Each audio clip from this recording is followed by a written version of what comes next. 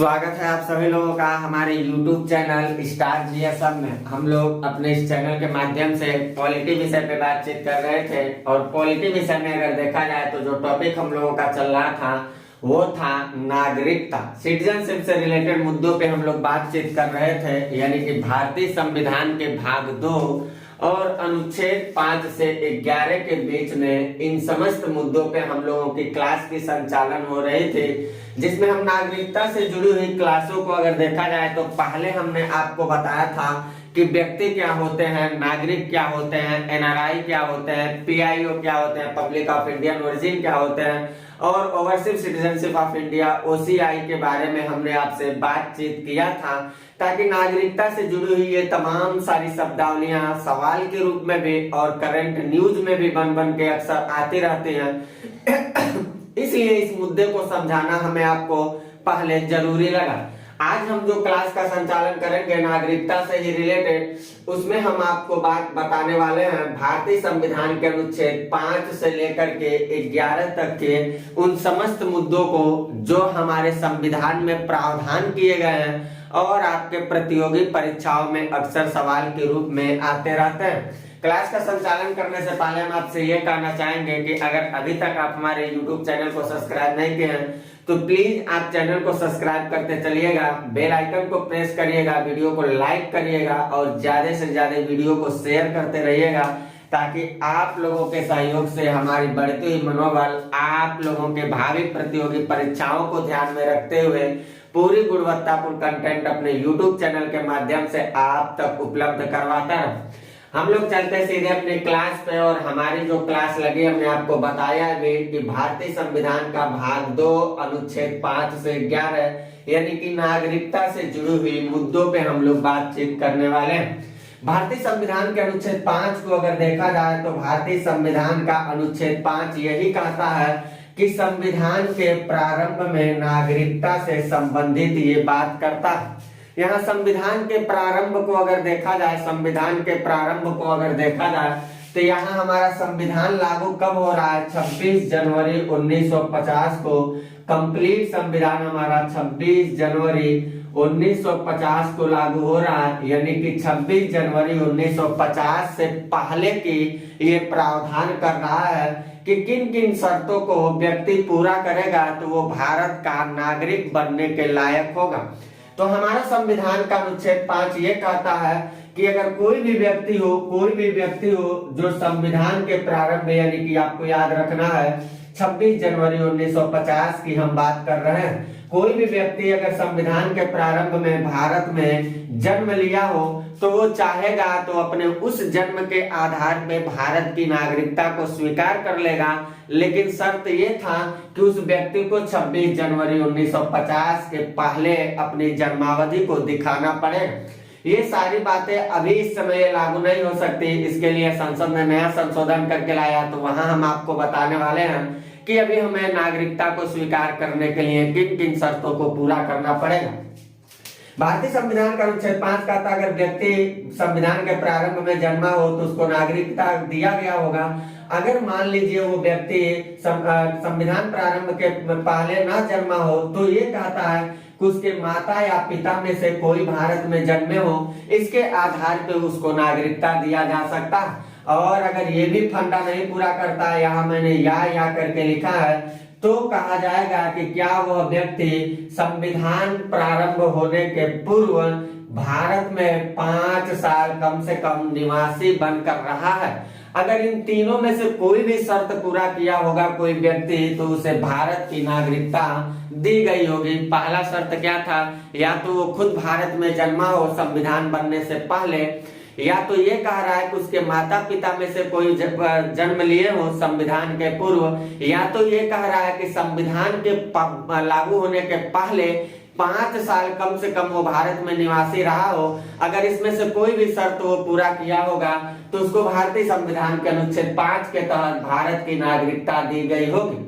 भारतीय संविधान के अनुच्छेद 6 को अगर ध्यान में रखा जाए तो अनुच्छेद 6 ये कहता है कि पाकिस्तान से भारत आए व्यक्तियों के नागरिकता के संबंध में प्रावधान करता है। पाकिस्तान से भारत आए व्यक्तियों के नागरिकता के संबंध में प्रावधान ये क्या कर रहा है, यानी कि कोई व्यक्ति अगर पाकिस्तान से भारत आया होगा तो भारत का नागरिक बना होगा तो उसके लिए किन किन शर्तों को पूरा करना उसे जरूरी लगा होगा। तो हमारा संविधान का अनुच्छेद 6 ये कहता है कि यदि वह मतलब वो व्यक्ति या उसके माता पिता में से कोई या उसके पितामह पितामही में से कोई या मातामही में से कोई, यानी कि वो हो इसके माता पिता हो, दादा दादी हो, नाना नानी हो, ऐसे अगर कोई भी व्यक्ति भारत में जन्म लिया हो तो उसके जन्म के आधार पे अनुच्छेद 6 के तहत भारत की नागरिकता दी गई होगी ऐसे व्यक्ति को जो पाकिस्तान से चल के भारत आया होगा।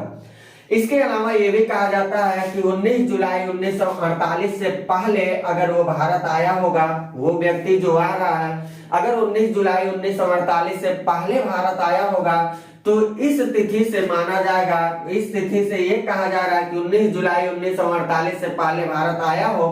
और उसी तिथि से वो भारत में निवास कर रहा हो तो भी उसको अनुच्छेद 6 के तहत भारत की नागरिकता दी जाएगी, ये अनुच्छेद 6 कह रहा है। इसके अलावा अनुच्छेद 6 में यह भी प्रावधान किया गया है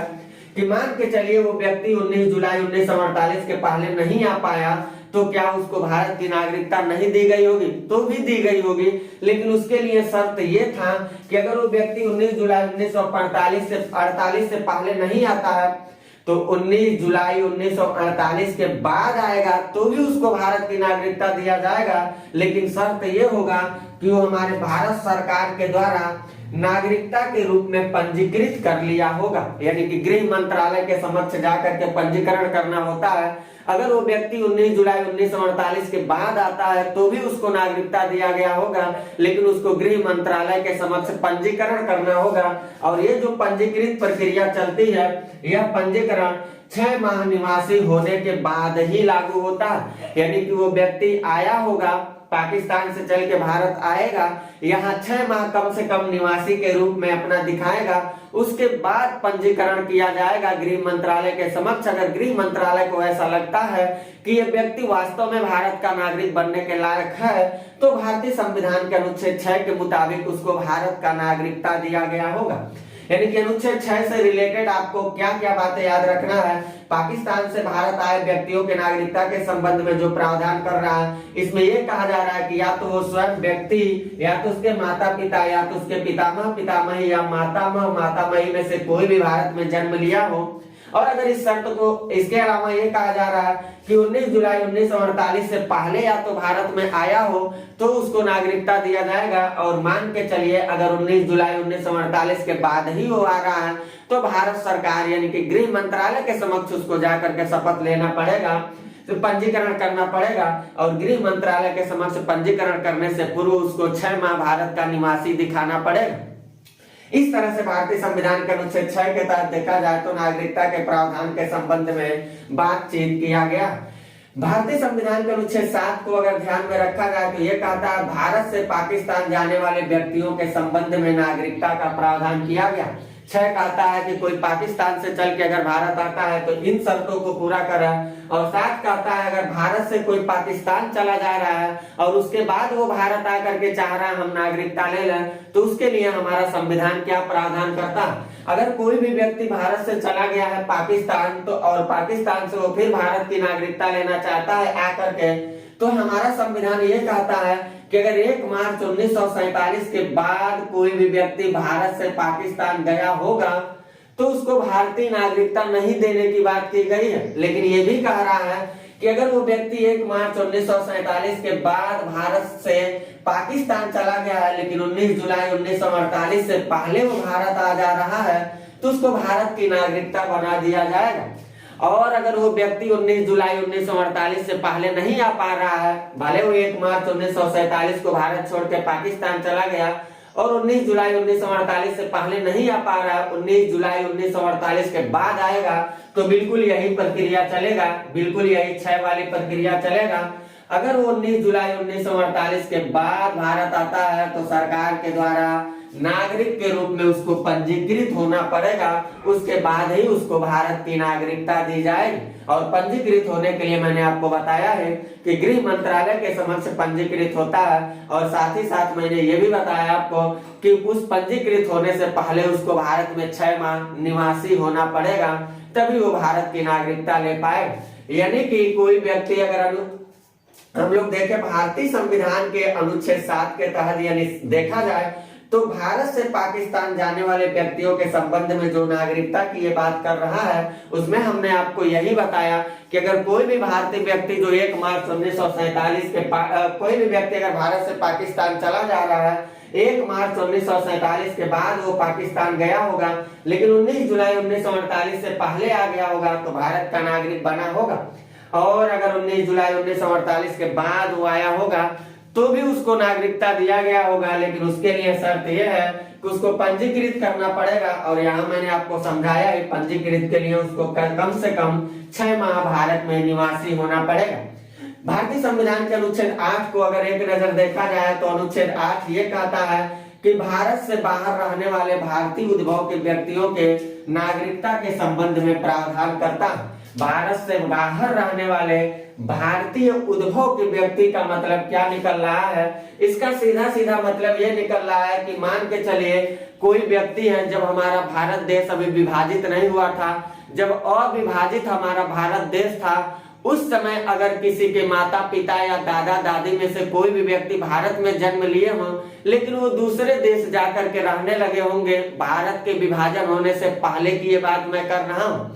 अविभाजित भारत के समय अगर कोई व्यक्ति है जिसके माता पिता या दादा दादी अगर मान के चलिए यहाँ भारत में पैदा हुए थे, लेकिन वो विदेश के किसी देशों में जाकर के रह रहे हैं, तो उनका उत्पन्न जो संतान होगा वो भारत सरकार से इस बात पे दावा कर सकता है भारतीय संविधान के अनुच्छेद 8 के तहत कि हमें भारत की नागरिकता चाहिए, क्योंकि हमारे माता पिता या हमारे दादा दादी जो थे वो भारत में ही जन्म लिए थे, भले आज हम किसी दूसरे देश में रह रहे हैं। तो भारत सरकार उस व्यक्ति को नागरिकता देने के लिए प्रावधान किया गया है कि भारत सरकार उस व्यक्ति को भी नागरिक बनाए। यानी कि 8 के तहत ये कहा गया है कि भारत से बाहर रहने वाले भारतीय उद्भव के व्यक्ति के संबंध में ये कहा जा रहा है कि अगर कोई भी व्यक्ति जिसके माता पिता या दादा दादी अविभाजित भारत में पैदा हुए हों, लेकिन वह व्यक्ति जो है वो भारत से बाहर किसी दूसरे देश में जाके रह रहा है, तो वो भारत में आकर के चाहेगा तो नागरिक बनना चाहेगा तो वो बन सकता है, हमारी सरकार उसको नागरिक बनाएगी। ये भारतीय संविधान का अनुच्छेद 8 कह रहा। मान के चलिए कि कोई लड़का है जिसके माता पिता या दादा दादी भारत में ही पैदा हुए वो, लेकिन वो जाकर के अमेरिका में रह रहे थे और 30-40 साल के बाद उसकी जो वंश परंपरा चल रही थी, अब उस लड़के को लग रहा है कि हमें भारत में जाके रहना चाहिए, हमें अमेरिका की कल्चर या अमेरिका की जो सिविलाइजेशन है समझ में नहीं आ रही, हमें भारत में रहना चाहिए। तो वो भारत सरकार के समक्ष इस बात का दावा कर लेगा कि हमारे माता या पिता या हमारे दादा या दादी आपके भारत को, जब भारत आपका विभाजित नहीं हुआ था, अविभाजित था, उसी समय पैदा हुए थे और हम चाहते हैं उनके जन्म के आधार को ध्यान में रख करके हम भारत की नागरिकता को स्वीकार करना चाहते हैं, तो व्यक्ति चाहेगा तो भारत का नागरिक बन सकता है। इसके अलावा देखा जाए भारतीय संविधान का अनुच्छेद 9 क्या कहता है, किसी अन्य देश की नागरिकता को अगर कोई भी व्यक्ति स्वीकार कर लेता है तो भारतीय नागरिकता उसकी समाप्त कर दी जाएगी। भारतीय संविधान का अनुच्छेद 9 यही कहता है कि अगर कोई भी भारत का नागरिक किसी दूसरे देश की जाकर के नागरिकता स्वीकार कर लेता है तो भारत सरकार कहती है कि हम अपने भारत की नागरिकता को समाप्त कर देंगे, यानी वो व्यक्ति अब भारत का नागरिक नहीं होगा। ये प्रावधान भारतीय संविधान के अनुच्छेद 9 में किया गया। भारतीय संविधान के अनुच्छेद 10 को देखा जाए तो भारतीय संविधान का अनुच्छेद 10 ये कहता है नागरिकता का बना रहना, यानी आप भारत के नागरिक हैं तो भारत के ही नागरिक रहेंगे, कोई आपकी नागरिकता को छीन नहीं सकता है, बशर्ते कुछ शर्तों को आप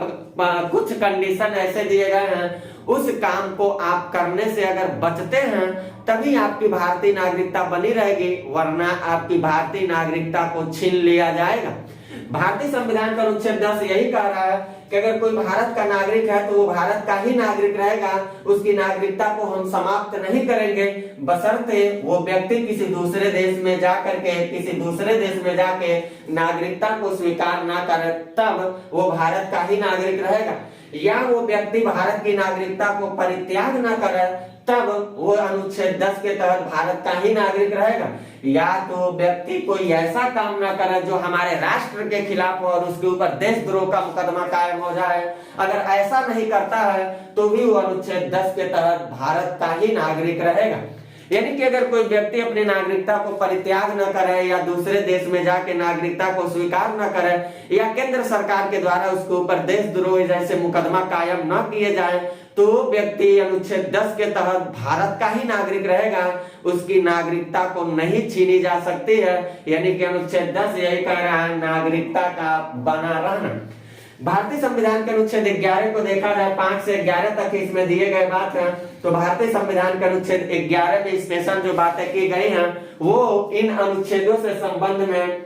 नए प्रावधान को लाने के संदर्भ में बातचीत किया गया है। और संसद अनुच्छेद 11 को ध्यान में रख करके 1955 में भारतीय नागरिकता अधिनियम लेकर के आया था और समय समय पर उस पर संशोधन भी किया है। और संशोधन के माध्यम से हमारी सरकार ये कही है कि कुछ चीजें ऐसे हैं 5 से 11 के बाद की कुछ चीजें नई जोड़ी गई, उसके आधार पर भी कोई व्यक्ति चाहेगा तो भारत का नागरिक बन सकता है। और वो आधार ये दिखाया गया है कि कोई व्यक्ति चाहे तो जन्म के आधार पर नागरिकता ले सकता है, कोई व्यक्ति चाहे तो वंश परंपरा के आधार पर नागरिकता ले सकता है, कोई व्यक्ति चाहे तो देशीकरण के माध्यम से नागरिकता ले सकता है, कोई व्यक्ति चाहे तो पंजीकरण करके भारत का नागरिकता ले सकता है, कोई व्यक्ति चाहे तो अर्जित भूभाग के माध्यम से उसको भारतीय नागरिकता को दी जाएगी। तो ये जो बातें अनुच्छेद 11 से रिलेटेड जो हम लोगों ने संशोधन किया, 1955 में जो कानून लेके आया, समय समय पर उस पर संशोधन किया, तो हम लोग देखेंगे 1986 से लेकर 2019 तक संशोधन किया गया है।